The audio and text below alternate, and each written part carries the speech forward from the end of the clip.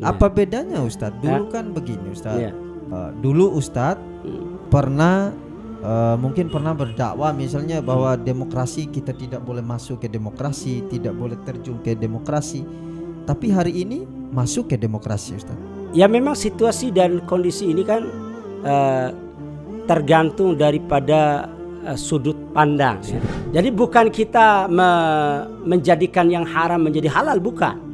Ada hukum asal, ada hukum peralihan itu. Tidak mesti merubah babi atau bangkai babi ini ya menjadi halal, bukan. Tetap haram dia. Nah, dalam Islam meminta jabatan itu kan tidak dibolehkan.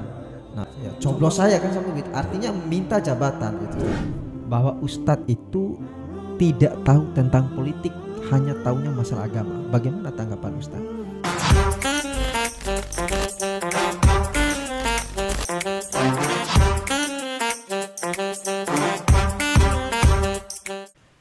Assalamualaikum warahmatullahi wabarakatuh. Selamat datang di podcast Ranggeo. Dari rangkaian perbincangan di podcast Ranggeo, kali ini kita akan berbincang bersama tokoh agama yang juga akan maju di kontestasi politik di tingkat desa. Dan kita bersama Ustadz Zulkiflin. Selamat datang Ustadz. Apa kabar? Ya, alhamdulillah. Ya, kami ucapkan terima kasih Ustadz karena sudah berkesempatan hadir di podcast Ranggeo. Ya, sama. Ya. Ustadz, banyak yang mempersepsikan bahwa dulu dakwah Ustadz itu sangat keras dan sangat tegas. Bahkan ketika Ustadz melihat langsung orang yang kelompok yang bermain judi, itu Ustadz langsung membubarkannya. Dan bahkan seorang anak muda ketika bermain gitar, Ustadz itu langsung bubarkan. Dan bahkan Ustadz pernah membanting gitar salah satu anak muda yang ada di desa itu. Itu apakah sekarang Ustadz sudah terlihat kalem, sudah terlihat diam, tidak dakwah seperti biasanya? Bagaimana itu Ustadz? Apakah ini diperintahkan oleh agama mode dakwanya? Ya begitu Ustadz. Gimana tanggapan Ustadz? Ya baik. Sebelumnya ana memuji syukur kepada Allah Rabbul Alamin yang dengan izinnya lah kita bisa berada di podcast Ranggeo yang mudah-mudahan dengan kebersamaan kita ini senantiasa diridhoi oleh Allah Subhanahu wa taala. Amin. Salawat serta salam kita kirimkan kepada Nabi Allah tercinta Nabi Muhammad sallallahu alaihi wasallam, juga salawat buat keluarganya, sahabatnya dan kepada seluruh umatnya hingga yaumil qiyamah. Apa yang dipertanyakan tadi tentunya tidak bisa dipungkiri karena memang dahulu menurut pandangan dari sebagian masyarakat atau mad'u, ya, orang yang sebagai objek dakwah tentunya akan melihat dibandingkan dengan sekarang agak sedikit berbeda, ya. Berbeda dalam hal model dakwahnya. Agamanya sudah beda atau gimana itu Ustaz? Jadi bukan dalam hal materi dakwahnya, ya. Jadi polesannya mungkin ya. Polesannya ya. Jadi seperti itu. Karena memang dakwah ini mesti dibangun di atas pondasi yang benar, ya. Sebagai pegangan yaitu Al-Quran dan Sunnah sebagaimana yang difahami oleh salafun soleh terdahulu. Jadi dakwah ini bagaimana bisa mengajak mad'u objek dakwah ini untuk kepada Allah, ya. Dalam makna mereka beribadah kepada Allah Subhanahu wa taala, mentaati Allah dengan menjalankan perintah-perintahnya, menjauhi larangan-larangannya. Nah, ini menjadi tujuan daripada dakwah. Hanya saja mungkin dulu dengan sekarang memang kelihatannya berbeda. Ustaz, Ya. Kalau dulu mungkin kita membangun dakwah di atas ilmu yang masih minim, ya, minim ilmu, mungkin baik dalam hal memahami makna dakwah yang di dalamnya terkandung bagian daripada amal ma'ruf nahi munkar. Kemudian juga teknik berdakwah, ya, metode berdakwah, metode berdakwah. Ya, metodenya. Artinya ada perbedaan metode dakwah yang sekarang dengan yang dulu, Ustadz, ya. Iya. Tapi substansinya sama. Substansinya sama, Ustadz. Ya, kepada Allah, ya. Allah dalam artian tadi itu, ya. Bagaimana mad'u objek dakwah ini mereka mentaati Allah dengan melaksanakan perintah menjauhi larangan. Kalau dulu mungkin karena semangat dakwah atau umur masih muda mungkin, ya. Umur ya baru tamat SMA lah gitu. Waduh, ya. Pantas masih SMA, semangat ya. ini. 20 Iya. tahun lagi. Berapi-api. Ya, jadi usia ya. Ya, jadi seperti itulah. Jadi karena tujuan bagaimana kita bisa memberikan sesuatu yang terbaik, ya, utamanya buat desa kita, desa O tercinta ini, ya, supaya terwujud desa O yang jauh daripada hal-hal yang mendatangkan ajab Allah itu, ya. Ajab Allah. Jadi itulah yang membuat kita sebagai pemuda juga pada saat itu, untuk bisa berpartisipasi untuk kebaikan buat buat desa tercinta ini. Jadi anak dengan ilmu yang seal kadarnya dan terjun di dunia amal ma'ruf munkar, dunia dakwah itu, ya, dengan berlatar belakang ilmu, ya, karena anak ini hanya alumni SMA umum, ya, SMA 1 Dompu. SMA 1 Dompu, jurusan fisika pada saat itu, ya. Yasmin. Bermodalkan hanya semangat. Kemudian juga tetap sebagai pemuda giat untuk belajar, ya. Giat untuk belajar. Kemudian juga senantiasa menginginkan. Artinya, Ustaz. Ya. Artinya salah atau keliru, Ustaz, cara dakwah yang datang-datang banting kita, datang-datang bubarkan, apakah salah? Salah atau bagaimana, Ustaz? Memang kalau kita lihat sekarang, review kembali, ya, memang ya agak kurang patut lah gitu, ya. Kurang ya mungkin ya. Tapi mungkin pada masa itu, ya, karena didorong oleh tujuan yang mulia, bagaimana teman-teman ini atau adik-adik ini yang mereka melakukan aktivitas yang ke arah negatif ini, ya, menurut penilaian saya, ya, pengamatan berdasarkan ilmu agama yang minim yang anak pahami pada saat itu, ya. Nah, ya, artinya model dakwah dulu dengan sekarang agak sedikit berbeda ini, Ustadz. Ini ya artinya sekarang kan semakin mapan ilmunya, artinya model dakwanya juga semakin lembut, Ustadz, ya, kan begitu, Ustadz? Nah, jadi ya begini, kalau kita berbicara masalah dakwah tempo dulu, ya, mungkin itu menurut pandangan kami sebagai pelaku dakwah itu sudah tepat pada masa itu. Tapi kalau dilirik kembali sekarang mungkin tidak tepat.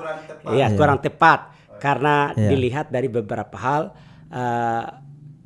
Ketika ilmu kita semakin bertambah, semakin luas, tentu bisa melihat kekurangan apa yang dilakukan oleh dahulu. Tapi meskipun sekarang penilaian kita kurang, ya, dalam hal metode dakwah dahulu, tapi bisa memberikan penyadaran Iya. bagi mad'u. Oke. Alhamdulillah mereka dengan sikap seperti itu, nah tentunya diawali dengan tadi itu Tadi ya. dakwah, menyampaikan ayat-ayat Allah, hadis-hadis Rasulullah SAW, sehingga hati mereka terketuk. Tangkap Ustaz. Seperti itu. Sehingga alhamdulillah mereka tobat Iya. dan menyadari. Oke ya, Ustaz. Sepertinya pemirsa juga ini penasaran. Ustaz. Bagaimana sih ceritanya itu waktu Ustadz itu banting itu gitar salah satu anak muda itu. Gimana ceritanya Ustadz? Emang Iya. Ustadznya lagi apa, sedang apa atau gimana saat itu? Gimana ceritanya? Ya Ustadz? memang pada waktu itu ya Ya. masih keluarga anak ini kan keluarga sendiri juga, iya, keluarga iya. sendiri. Iya, iya. Terus Ustadz? Ya jadi masuk sepupu ya. Oh ya sepupuan lah. Saya kan lagi tidur Lagi tidur, jam 10 atau 11 malam gitu. Ya 11 malam. Iya. Oh jam 11 malam Ustadz Ya ya? malam anak-anak begadang kan. Begadang. Nggak tahu gimana hak-hak tetangga Oh gitu ya ya. ya. Hak-hak tetangga. Ah, Kemudian saya keluar mengingatkan ya. keluar. Ya. Mengingatkan untuk jangan keras-keras Keras-keras, ya. untuk tadi gitaran atau nyanyinya gitu kan akan mengganggu gitu. Kemudian saya pun masuk balik lagi, tetap lagi berulah seperti itu. Akhirnya saya keluar ya, banting gitar. Banting, Ya, langsung banting itu ya. gitar Ustadz. Sampai hancur. Itu gitarnya. depan anak-anak muda itu Ustadz. Iya satu orang aja, orang ada? satu orang, ya, satu orang. Jadi saya banting gitarnya, lalu dia pun kabur. Ada perlawanan atau bagaimana Ustadz? Nggak ada sih. Nggak ada Kan perlawanan, masih keluarga sendiri. Kemudian justru yang lucunya itu, gitar itu bukan di gitarnya dia sendiri. Oh, Ya. Itu gitar temannya. Gitar Temannya ini anak pang. Anak pang. Yang punya gitar ini. Saya perlu sebut namanya ya. Oh iya. Ya. Ustadz, Ustadz sekarang kerap kali disalah persepsikan oleh masyarakat Iya. itu bahwa Ustadz itu tidak tahu tentang politik, hanya taunya masalah agama. Bagaimana tanggapan Ustadz? Penilaian orang memang kadang-kadang ya, mengira bahwa Ustadz itu taunya hanya ceramah, khutbah, pengurusan jenazah atau hal-hal yang berkaitan tentang syariat. Iya, tentang ibadah. Ya, mereka tidak tahu bahwa Ustadz itu punya kemampuan ke arah politik dan sebagainya. Jadi ini memang persepsi yang keliru. Kenapa saya katakan persepsi yang keliru? Karena Islam ini merupakan agama sumuliyah, ya. Agama yang sempurna yang diturunkan Allah Rabbul Alamin, pencipta dan pengatur alam semesta ini, kepada manusia yang mulia, Nabi Allah tercinta Muhammad sallallahu alaihi wasallam. Sehingga buah daripada dakwahnya menghantarkan sebagai rahmat bagi alam semesta ini. Jadi apa yang dipersepsikan itu sangat keliru. Sangat keliru. Sangat Ustadz. keliru, ya. Iya. Iya. Ya. Nabi juga peliti ya. Ya. Jadi begini, karena memang Rasulullah itu berpolitik. Berpolitik juga, Iya. Dan bukan sekedar justru beliau merupakan sang politik ulung, ya. Sang politik ulung. Karena makna dari politik itu adalah seni atau gaya mempengaruhi orang lain untuk mengikuti apa yang menjadi keinginan kita. Ya. Jadi disinilah Rasulullah itu sang politik ulung. Dia mampu merubah ya peradaban jahiliyah kepada peradaban Islam. Mempengaruhi orang-orang kafir Quraisy yang memusuhi Rasulullah, sehingga alhamdulillah ya mereka mau menerima ajakan dan seruan Rasulullah. Ya, sehingga Islam ini diterima baik oleh mereka. Iya. Jadi seperti itu. Oke. Jadi Islam ini agama sumulia yang terdapat di dalamnya juga urusan politik, karena banyak di dalam ayat-ayat Allah, hadis-hadis Rasulullah, juga kitab-kitab yang ditulis oleh para ulama yang berkenaan tentang urusan-urusan politik di dalam Islam ini. Iya. Artinya seorang yang distatuskan sebagai seorang pendakwa Ya. itu juga sangat mengetahui ilmu tentang politik juga, Ustadz, ya kan begitu, Ustadz? Iya, karena dakwah juga politik. Iya, dakwah juga berpolitik, Ustadz. Ya, karena dengan dakwah itu bagaimana orang-orang yang semula mereka terjerembab kepada hal-hal yang negatif didakwahin supaya ke arah yang positif. Oke, ya. Ustadz, ya. Dari kubang dosa dan maksiat kepada nilai-nilai kebaikan. Oke, Ustadz. Afwan, Ustadz. Ini di awal pencalonan Ustadz sebagai calon kepala desa ini banyak isu yang beredar di tengah-tengah masyarakat itu bahwa dengan majunya Ustadz sebagai calon kepala desa itu jamaahnya Ustadz itu tidak ada yang setuju akan majunya Ustadz itu. Bagaimana ini, Ustadz? Jadi itu tidak benar itu, tidak benar. Justru karena tadi politik ini bagian daripada Islam, ya, bagian daripada Islam.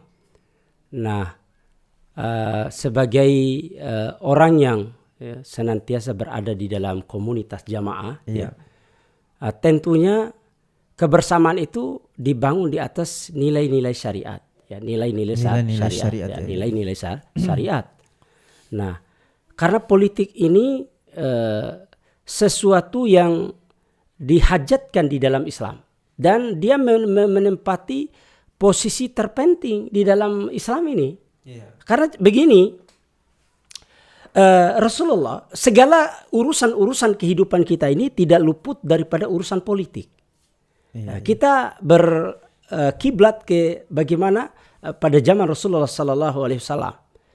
Rasulullah, ya, dia posisinya di Mekah pada saat itu. Posisinya di Mekah. Yang berkuasa ialah orang-orang kafir Quraisy. Ya, orang kafir Quraisy di Mekah itu. Orang-orang kafir Quraisy. Hanya saja politik ini didominasi oleh orang kafir Quraisy. Sehingga kaum muslimin tidak leluasa untuk mengamalkan ajaran Islam, ya kan? Ya, syariat Islam, ya. Mereka diintimidasi dan lain sebagainya. Jadi hak untuk melaksanakan syariat dibelenggu pada saat itu. Gitu. Maka ini politik di Mekah, keadaan situasi politik di Mekah.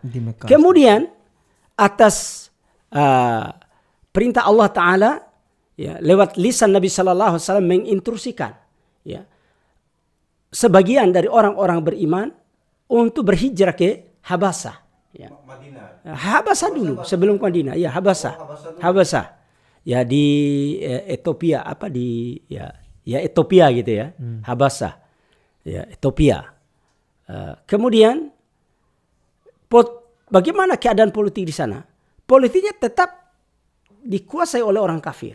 Hanya saja, ya, mereka diberi keleluasaan untuk melaksanakan syariat. Ya. Jadi politiknya tetap dipegang di ranahnya orang kafir. Orang kafir. Ya, meskipun kafir itu saat itu ahlu kitab, ya. Ya, ahlu kitab, ya. Tapi mereka melindungi kaum muslimin untuk melaksanakan ibadah. Ya. Artinya politik pada saat itu belum murni, ya.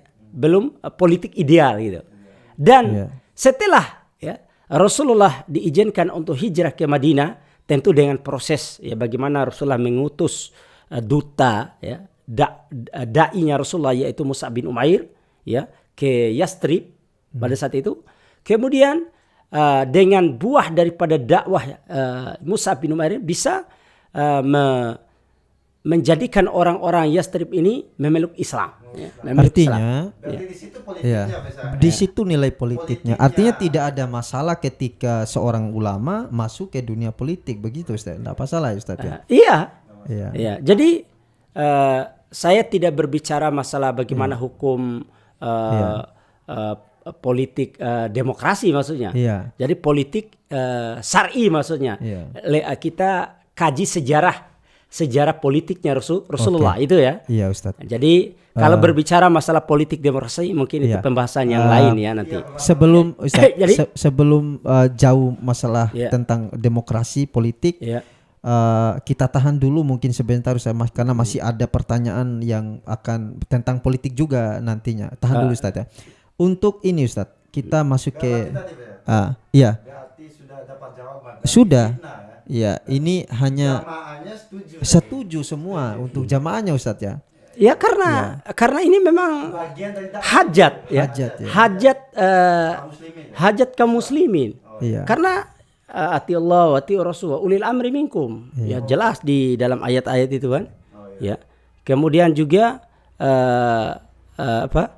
ada tugas-tugas yang mesti ditunaikan ya. Yang mesti dijalankan. Dijalankan. Tugas apa itu Ustaz? Lewat bagaimana ya? Lewat kepemimpinan itu ya. Lewat kepemimpinan itu kan sebagaimana yang Allah sebutkan ya di dalam Quran surat Al-Hajj ya. Al-Hajj ayat 41 itu. Alladzina imakanuhum fil ardi. Orang-orang yang kami berikan kekokohan ya di bumi. Artinya diberi kekuasaan oleh Allah ya. Alladzina imakanuhum fil ardi wa iqamus shalah wa itaiz zakah. Mereka mendirikan salat, mengeluarkan zakat ya. Wa amaru bil ma'ruf wa nahaw 'anil munkar. Mengajak kepada kebaikan, melarang kepada kemungkaran. Wa atiullaha wa rasul. Taat kepada Allah juga taat kepada Rasul. Ulaika sayarhamuhumullah. Mereka itulah orang-orang yang dirahmati oleh Allah. Jadi jelas itu. Ya. Jadi ada hajat. Dengan terjun di politik ini ya.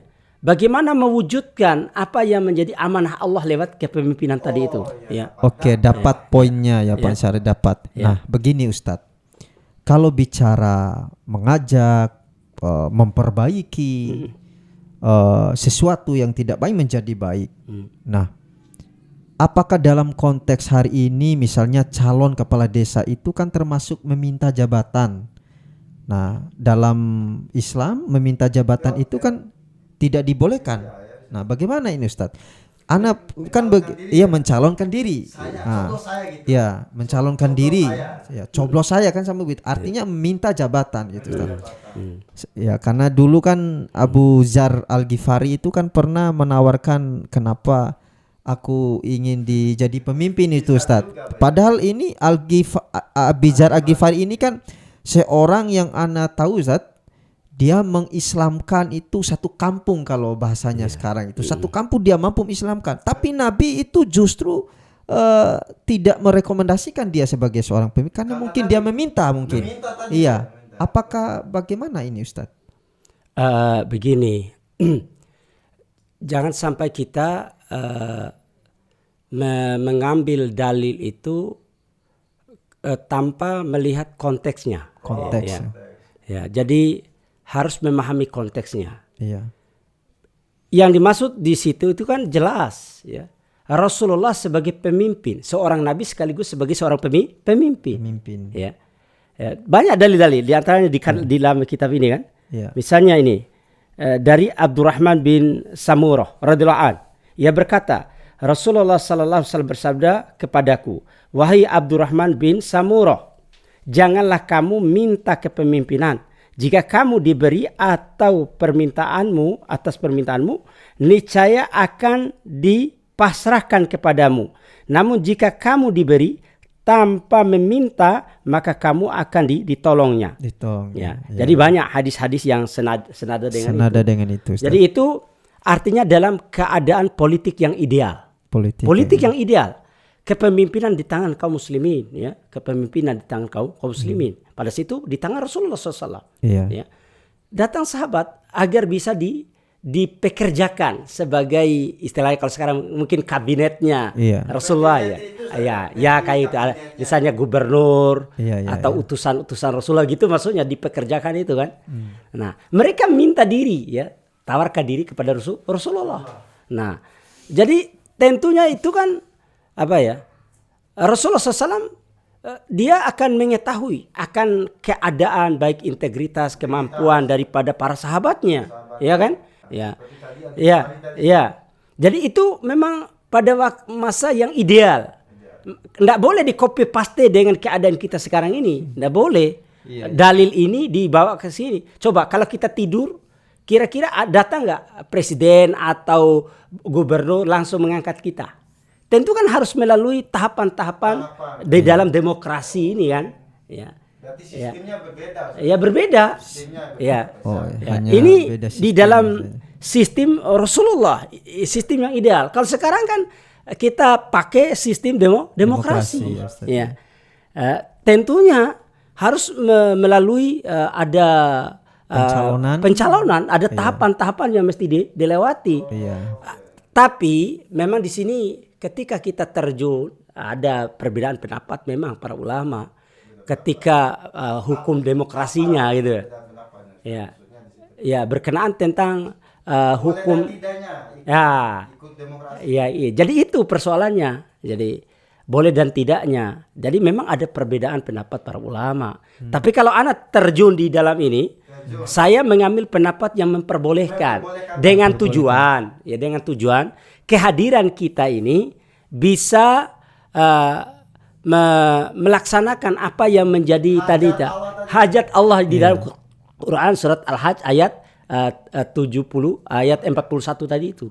Oke. Apa bedanya Ustadz? Dulu kan begini Ustadz. Iya. Dulu kalau bicara demokrasi ini Ustadz. Dulu Ustadz pernah mungkin pernah berdakwah misalnya bahwa demokrasi kita tidak boleh masuk ke demokrasi, tidak boleh terjun ke demokrasi. Tapi hari ini masuk ke demokrasi Ustadz. Ya. Bagaimana ini Ustadz? Jadi seiring dengan perjalanan dakwah juga situasi dan kondisi ya yang dimana kita bisa ini tidak boleh disamakan ya situasi dan keadaan sebelumnya dengan keadaan sekarang itu maksudnya. Jadi memang demokrasi ini kan memang produknya made in luar negeri gitu ya. Ya. Made in ya produk luar negeri gitu ya. Produk dari luar. Iya. Maksudnya Iya. Jadi produk luar negeri. Sebab utama terjadinya perubahan gitu maksudnya yang awalnya mengharamkan sekarang membolehkan. Lalu situasi apa yang sampai hari ini terjadi perubahan fatwa gitu? Mungkin gimana apa sih penyebabnya sampai terjadi kalau perubahan? masalah hukum jelas oleh para ulama itu kan melihat dari bukan ana ya yang menghukumi bahwa demokrasi itu haram itu kan bukan ana tapi apa sih kapasitas ana kan tentunya kita sebagai tolib pelajar kan orang yang belajar tentu akan merujuk kepada maksudnya begini Ustadz sedarurat apa sih sampai para ulama itu ikut ke demokrasi gitu ya memang situasi dan kondisi ini kan tergantung daripada sudut pandang ya. Kalau kita para aktivis dakwah ini kan melihat bagaimana situasi baik skala nasional apalagi skala lokal dan sebagainya. Jadi ada hal-hal yang memang menuntut kita untuk masuk di dalamnya ya. Karena ada hal-hal yang tidak bisa tercapai lewat dakwah, lewat lembaga pendidikan Islam. Tapi mungkin bisa dicapai lewat pintu politik ini, lewat pintu kekuasaan. Gitu. Jadi ini, jadi bukan kita menjadikan yang haram menjadi halal, bukan. Ada hukum asal, ada hukum peralihan itu. Ada hukum asal ya tetap gitu. Tapi ada hukum peralihan disebabkan ada situasi. Ya seperti keadaan orang yang yang makan mereka dalam keadaan darurat ya dalam keadaan darurat kalau tidak ada yang dimakan kemudian dia hanya menemukan bangkai babi misalnya tidak mesti merubah babi atau bangkai babi ini menjadi halal bukan tetap haram dia. Cuman hukum peralihannya dalam keadaan darurat memperbolehkan itu. Jadi begitu juga dikiaskan dengan situasi dan keadaan, dengan keadaan dan situasi sekarang itu. Karena memang fenomenanya tidak bisa dipungkiri oleh kita. Ya, negeri Indonesia ini, negeri tercinta ini yang dimerdekakan ya oleh darah para syuhada ya, Iya. para syuhada dan pejuang-pejuang kemerdekaan negeri ini kan. Tentunya umat Islam sebagai pemilik saham terbesar kemerdekaan negeri ini kan, melihat situasi ini kok sudah berubah ya. Kita sebagai pemilik saham seolah-olah kita ini mau disingkirkan perannya itu. Ya, disingkirkan perannya di negeri ini kan, ya. Di negeri ini rumah kita ya. Ini rumah kita ya. Tapi kelihatannya ada dari anggota rumah tangga ini ada yang ingin merusak daripada rumah tangganya gitu. Nah, inilah perlu hadirnya para ulama dan juga kehadiran saya untuk di kontestasi desa ini kan merespon dari ya apa yang difatwakan oleh ulama-ulama nasional kita dengan situasi dan keadaan seperti ini. Sehingga lahirlah satu fatwa Amerika mereposisi peran ulama dalam pemerintahan.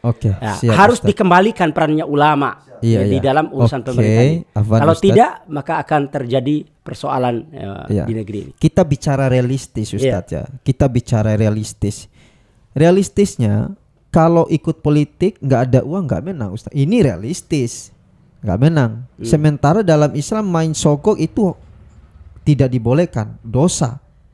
Terus gimana Ustadz keyakinan atau tanggapan Ustadz itu? Itu kan bukan suatu hal yang yang menjadi di standar ya, bukan menjadi standar atau tolak ukur ya, bukan menjadi tolak ukur ya, tolak ukur sebuah kemenangan itu harus dicapai dengan money politik gitu. Jadi karena bisa kita lihat hampir setiap calon ini mereka masing-masing punya dana. Contohnya kontestasi bupati misalnya. Kita bisa lihat masing-masing para kandidat calon mereka menggelontorkan uang yang banyak dana itu besar, untuk mendapat. Tapi realitasnya hanya satu yang menang. Ya. Entah yang banyak uang atau yang sedikit uang. Dan ini kan sebuah analisa. Kalau kita analisa versi lain, misalnya analisa versi lain, jangan pakai uang semua. Tetap ada yang menang, ada juga yang kalah itu. Begitu. Artinya inilah hal-hal yang perlu dibenahi ke depannya, ya termasuk saat saya mencalonkan diri ini. Ya, jadi ini yang menjadikan politik ini menjadi politik kotor itu. Ya. Orang menyebutnya sehingga ada nggak boleh ulama terjun ke politik karena politiknya kotor ya gara-gara ini pola-pola yang dimainkan banyak hal-hal yang menyimpang daripada ajaran agama. Bagaimana komitmen Ustadz tentang sogok menyogok ini Ustadz? Komitmen Ustadz tentang maju dengan suap atau maju tanpa menyogok Ustadz? Komitmen Ustadz. Insya Allah saya sudah beritahukan saat deklarasi maupun kepada para tim ya untuk menghindarkan diri dari politik uang. Jangankan saya ini seperti posisi saya sekarang ini tidak ada uang. Ada uang sekalipun saya tidak akan menggunakan politik uang. Termasuk tim-timnya juga sudah saya dibuatkan sudah komitmen. Berlepas diri terhadap hal itu. Meskipun kita itu sudah dibacakan di fakta integritas itu, fakta integritas waktu mendaftarkan siap kalah siap menang itu. Siap kalah siap menang. Hanya saja dua-duanya siap. Siap. Kalau kita kalah berarti Allah belum memilih kita untuk menyibukkan diri dalam hal ini. Masih sebatas apa yang menjadi amanah dalam diri kita ke rumah tangga dan sebagainya. Belum ke skala yang lebih luas lagi. Jadi tadi itu. Jadi juga kita sebagai orang-orang yang beriman dalam mensikapi takdir Allah. 50.000 tahun sebelum penciptaan langit dan bumi dan kita manusia ini sudah Allah tentukan gitu. Hanya saja kalau saya mengatakan kepada tim bagaimana kita memaksimalkan ikhtiar kita lewat menyampaikan program-program kita, bagaimana cita-cita kita ingin mewarnai desa O tercinta ini agar menjadi desa O yang religius dan sejahtera masyarakatnya. Jadi ini visi misinya kesejahteraan masyarakat. bicara kesejahteraan masyarakat, ya. Ustadz. Kenapa Ustadz itu mau masuk calon kepala desa itu? Ya karena sebagai keberlanjutan dari apa yang sudah sebelum ini sudah ana lakukan dalam rangka memperbaiki dana rorasa ini. You know. Iya. Tapi Ya, sebelumnya Ustadz ini kan sebagai seorang pendakwah. Ya, Nah, tanpa jadi kepala desa kan bisa dakwah-dakwah. Sama aja. ya. Ceramah aja gitu Ustadz. Kalau ingin Iya. memperbaiki masyarakatnya Iya. dari sisi religiusnya ya dakwah saja gitu tanpa harus calon atau bagaimana Ustadz? Ya benar, cuman tidak maksimal ya. Sebab ada hal-hal yang tidak bisa di apa namanya? Nilai-nilai kebaikan itu diwujudkan dengan dakwah saja. Ya. Kalau kita dakwah hanya menasihati lewat mimbar, itu hanya menyadarkan untuk penyadaran pribadi ya. Orang mau sholat, iya, mau tidak ada sanksi misalnya begitu kan. Iya. Nah, ya, jadi orang mau zakat mau tidak ya nafsi terserah gitu. Oh, Ya. Jadi inilah manfaatnya di kita masuk lewat pintu politik ini. Mungkin Lewat pintu ada politik ini. nanti lewat program-program menghantarkan desa yang religius dan sejahtera masyarakatnya ini tentu akan lebih dari nilai-nilai kebaikan yang diwujudkan lebih daripada sekedar dakwah tadi. Iya, jika Ustadz terpilih menjadi sebagai seorang kepala desa nanti, apa benar Ustadz melarang masyarakat untuk mengambil bank, Ustadz? Gimana Ustadz? Dan jadi- ini realistis Ustadz. Iya. Ini tersebar di masyarakat itu bahwa memang Ustadz akan melarang riba, melarang mengambil bank masyarakat itu. Ya. Iya. Jadi kalau jadi seorang pemimpin beda dengan seorang pendakwah tadi menyampaikan apa adanya Oh, ya. hukum-hukumnya berkenaan tentang riba. Riba ya. Ya, tanpa kita memplesetkan atau memaknai yang lain. Iya. Ya, tapi kalau posisi kita sebagai seorang penguasa, Iya. tentunya harus ada solusi dari persoalan-persoalan umat. Kenapa mereka itu senantiasa senantiasa terkontaminasi atau senantiasa berhubungan dengan hal-hal itu? Iya. Tentu kan karena kesulitan, ya, kesusahan, ya. Maka harus ada alternatif yang mesti diwujudkan oleh pemerintah. Misalnya bagaimana pemanfaatan BUMDes tepat sasaran. Iya, Kemudian harus mengurus jiswah, zakat, infak, sedekah masyarakat. Iya, iya. Kemudian juga harus ada usaha yang menghantarkan kepada income desa. Iya. Ada misalnya siangnya kita bangun peruga serbaguna, siang dimanfaatkan untuk nikah, malam untuk futsal misalnya. Iya. Nah, ini pendapatan untuk masyarakat. Kemudian yang keempat, bagaimana kita gunakan kewenangan kita untuk lobby-lobby. Iya. Melalui melobi-lobi kepada hierarki pemerintah daerah, provinsi, pusat, atau kepada para donatur dalam dan luar negeri. Berarti Ya. ada jalan ketiga. Ada Iya. jalan ketiga. Iya, solusinya itu bedanya. Oh ya. Jadi bukan bukan melarang tapi memberikan solusi, solusi iya. ya. Agar tidak terjebak dengan hal-hal tadi iya, itu. riba tadi Iya. ya gitu. Jadi memberikan solusi. Kalau masyarakat sudah sejahtera, tentunya tidak mungkin mereka mau meminjam lagi ataupun Riba gitu. ya terkontaminasi dengan hal-hal yang diharamkan oleh Allah kan. Iya, iya. Kalau jadi orang yang kaya misalnya atau orang yang sejahtera, tentu dia justru yang mengeluarkan zakat infak membantu yang susah itu.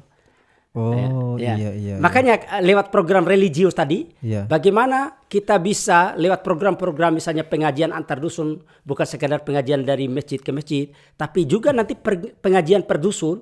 Disitulah kita ingin mendorong ya setiap elemen-elemen masyarakat ini yang kaya di tengah-tengah masyarakat ini agar mereka mau membantu yang susah, ya.